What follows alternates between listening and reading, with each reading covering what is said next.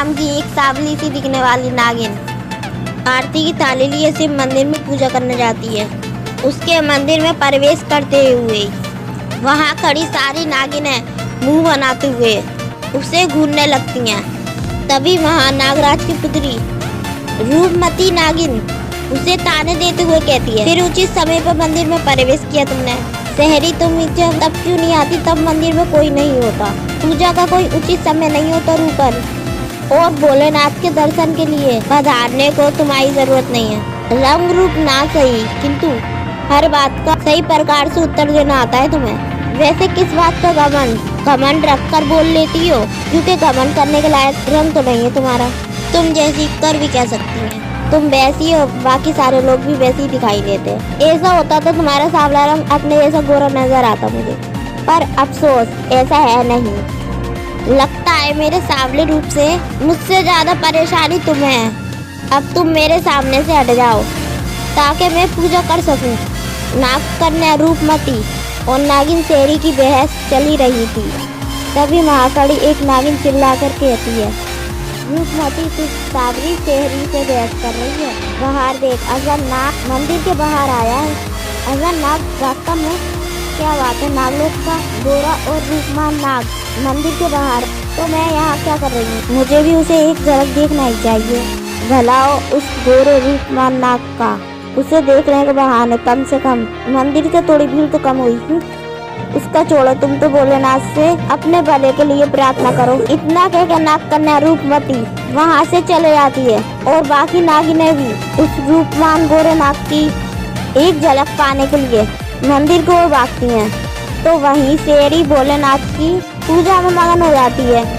कुछ देर बाद जब वो पूजा करके वापस भवन को लौट रही होती है, तो वो देखती है कि नाग अजक के इर्द गिर्द नागिनों का जमावड़ा लगा है, किंतु वो भीड़ से अलग अपने रास्ते पे बढ़ रही है। तभी उस नाग अजक की नजर उस पर पड़ती है और वो मन में कहता है, यहाँ नागलोक की सभी नागिनें मुझे इतने प्रेम से देख रही हैं, वहाँ ये नागिन कौन है जिसने मुझ पर ध्यान भी नहीं दिया। नाग अजक को नाग कन्या रूपमती का प्रणाम। नाग कन्या, आप यहाँ भोलेनाथ के दर्शन के लिए आएंगी क्या? पर देखिए ना, इसी बहाने आपसे भी भेंट हो गई। मैं कह रही थी कि मैं थोड़ा व्यस्त हूँ नाग कन्या, मंदिर के निकट आवश्यक कार्य से आया था, चलता हूँ। इतना कहकर नाग अजक वहाँ से चले आता है। रूपमती के साथ बाकी सभी नागिनें भी उसे देखती रह जाती हैं। जहाँ शेरी नागलोक की एक सांवली नागिन थी, तो वहीं नाग अजक नागलोक का सबसे रूपमान गोरा नाग था। नाग कन्या रूपमती के साथ सभी नागिनें उसके रूप में मोहित थे, किंतु शेरी ने अब तक उसका नाम ही सुना, केवल उसका नाम ही सुना था। और अजक ने भी शेरी को दूर से ही बस बाहर से देखा था। एक संध्या के समय झरने के किनारे बैठी शेरी पानी में खुद को निहार रही थी। तभी पानी में एक पत्थर आन के पड़ता है, जिससे पानी के छींटे शेरी पे पड़ते हैं और वो चिल्लाकर कहती है, कैसी दुष्टा है ये, संध्या के समय स्नान करवा दिया। कौन है ये पत्थर फेंकने वाला मूर्ख नहीं, इस नागलोक का सबसे गोरा और रूपमान नाग। उस नागलोक में सुंदरता की चर्चा करने वाली नागिन थी क्या, जो ये नाग भी आकर टपक पड़ा और वही बातें करने लगा। नागलोक में शांति से बैठने का कोई इंसान ही नहीं रहा। अरे कैसी नागिन हो तुम, तुम्हारे सामने मुझ जैसा गबरू जवान नाग खड़ा है और तुम मुझसे बात करना तो दूर, मुझे ठीक से देख भी नहीं रही हो। तुम नाग हो, कोई विचित्र प्राणी नहीं जिसे मैं देखना जरूरी समझूं। इतना कहकर शेरी वहाँ से जाने लगती है। तभी अजक उसका हाथ पकड़ के अपने तरफ खींचता है और शेरी एक पत्थर से टकराकर उसकी बाहों में जा गिरती है।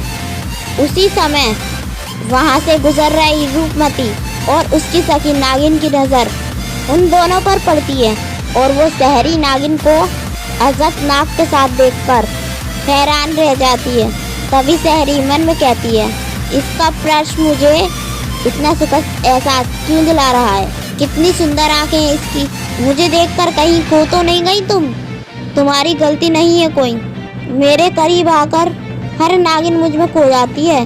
तभी शेरी उससे दूर होती है और उसे धक्का देकर कहती है, तुम तो दुष्टता की हदें पार करते जा रहे हो। 2 कोस दूर रहो मुझसे। पहली मुलाकात में इस तरह का बर्ताव कौन करता है?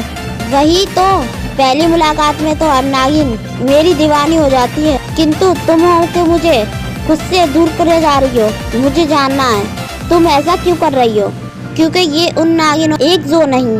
अजहर देखो ना, कितनी सांवली है ये, और इस जैसी सांवली को जब कोई देखना पसंद नहीं करता तो तुमने तो उससे बात की है, तो शायद ये सब उसे सपना लगा होगा। क्यों है ना शहरी?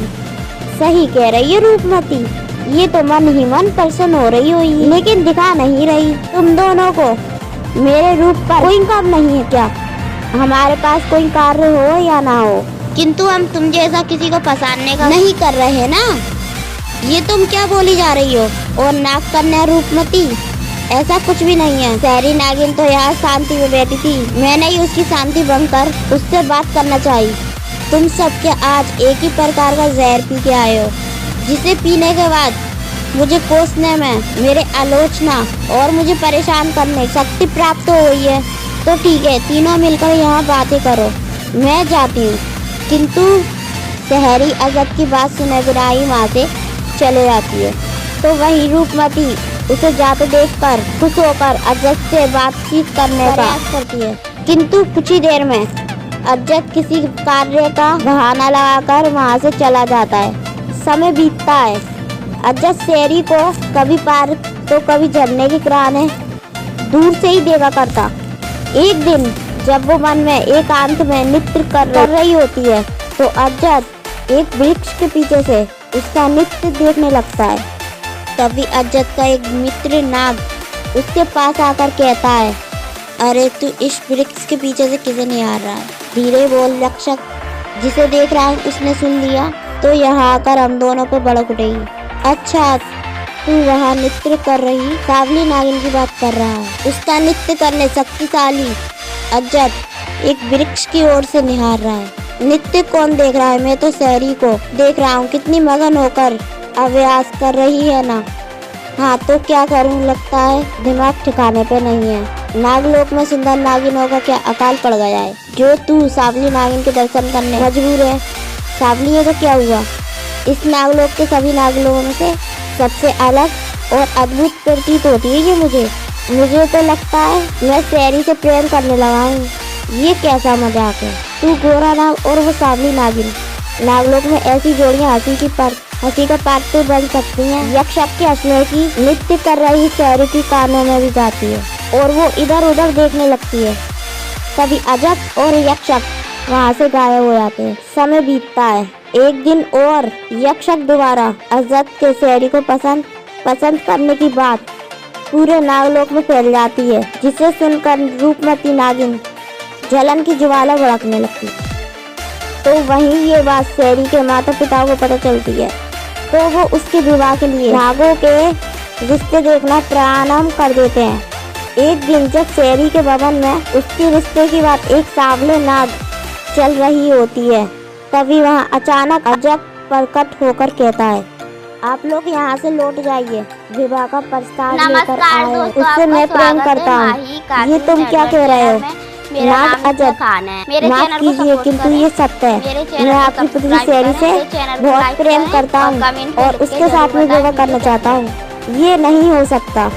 यहाँ नागलोक में मुझ जैसी सांवली नागिन को कोई देखना पसंद नहीं करता और तुम मुझसे प्रेम नहीं, विवाह की बात कर रहे हो। ये असत्य है। जाओ जाकर ये बात किसी और को सुनाओ। ऐसा नहीं है शहरी, में सच में तुमसे प्रेम करता हूँ। ऐसा है तो समझते नागलोक, मेरी पुत्री से विवाह करोगे? अजब दर्शक के ऐसा कहते ही सर हिलाकर हामी बढ़ता है और कुछ समय पश्चात ही अजब नागलोक के सभी नागिन उपस्थिति में शहरी नागिन से विवाह करता है।